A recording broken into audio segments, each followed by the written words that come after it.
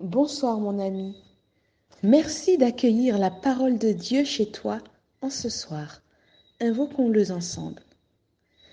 Notre Père qui est dans les cieux, nous venons à toi une fois de plus et nous voulons te remercier de cette journée qui s'est écoulée, de cette soirée que tu nous accordes, du souffle de vie que tu nous donnes et de la promesse de la vie éternelle.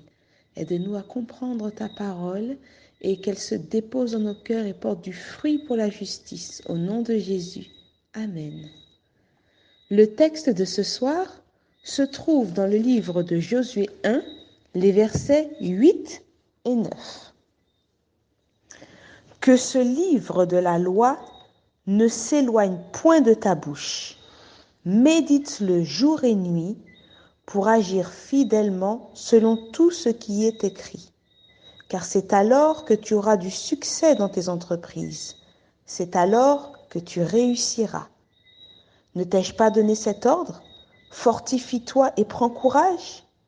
Ne t'effraie point et ne t'épouvante point, car l'Éternel ton Dieu est avec toi dans tout ce que tu entreprendras.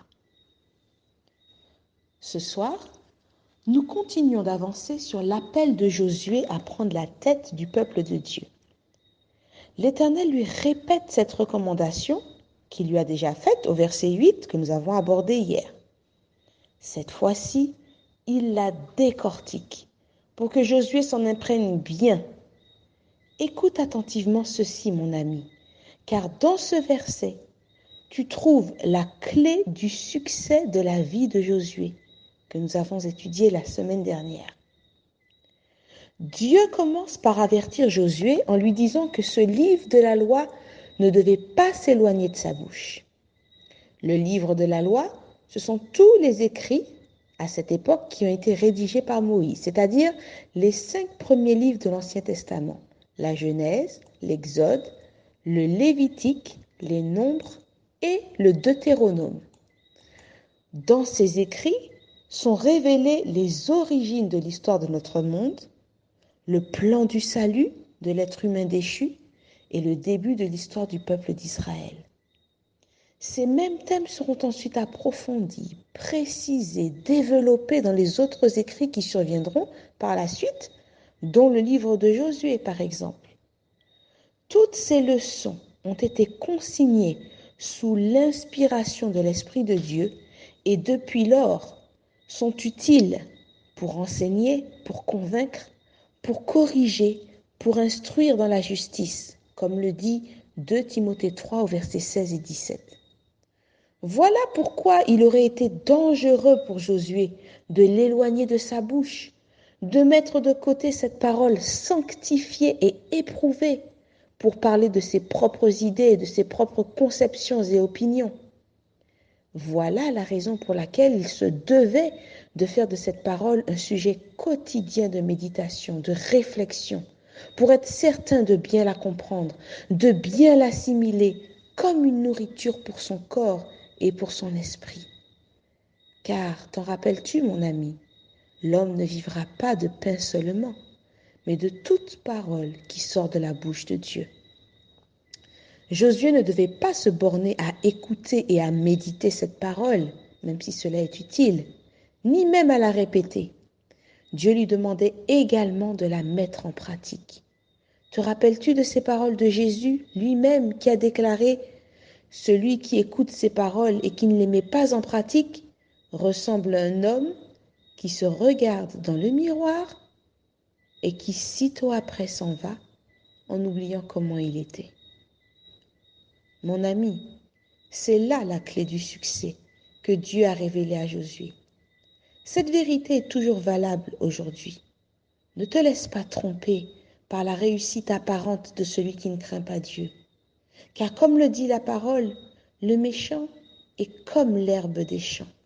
Elle fleurit, oui, mais dès qu'un vent passe, elle sèche et tu ne la retrouves plus. Tandis que le bonheur est pour le juste. Confie-toi donc en l'Éternel et tu jouiras du repos.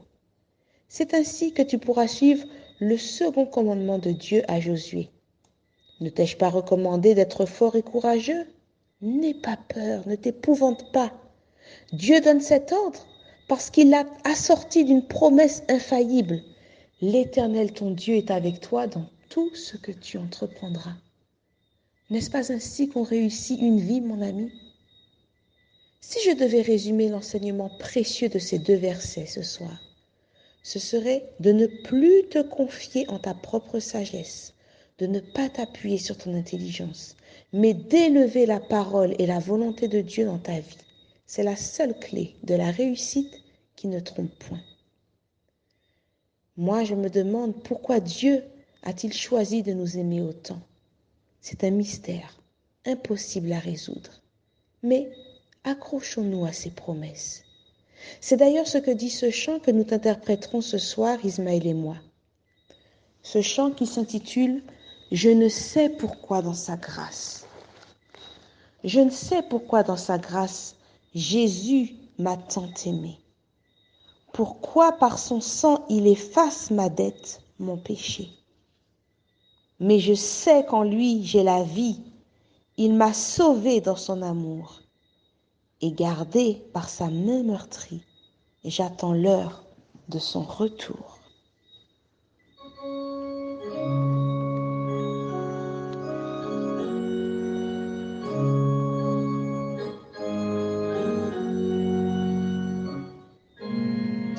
Je ne sais pourquoi dans sa grâce, Jésus m'a tant aimé.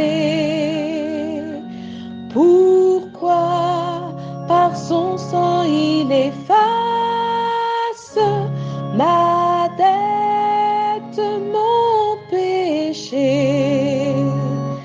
Mais je sais qu'en lui j'ai la vie, il m'a sauvé dans son amour et gardé par sa main meurtrière, j'attends l'heure de son retour.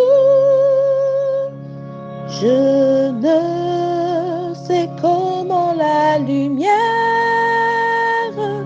éclaire tout mon cœur. Comment je compris ma misère et reçu mon sauveur.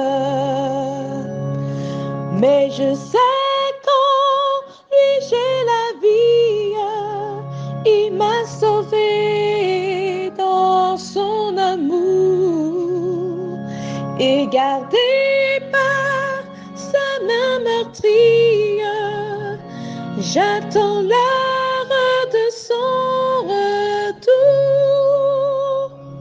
Je ne sais quelle est la mesure de joie et de douleur que pour moi faible créature réserve mon sauveur. Mais je sais qu'en lui j'ai la vie, il m'a sauvé dans son amour et gardé par sa main meurtrière, j'attends l'heure de son retour. Je ne sais quand de la victoire l'heure enfin sonnera, quand l'agneau l'époux dans sa gloire avec lui me prendra. Mais je sais qu'en lui j'ai la vie, il m'a sauvé dans son amour et gardé par sa main meurtrière, j'attends l'heure de son retour. Fais confiance à l'Éternel, mon ami. Recherche sa volonté de toutes tes forces, car il se tient près de toi et il ne t'abandonnera pas. Bonne soirée.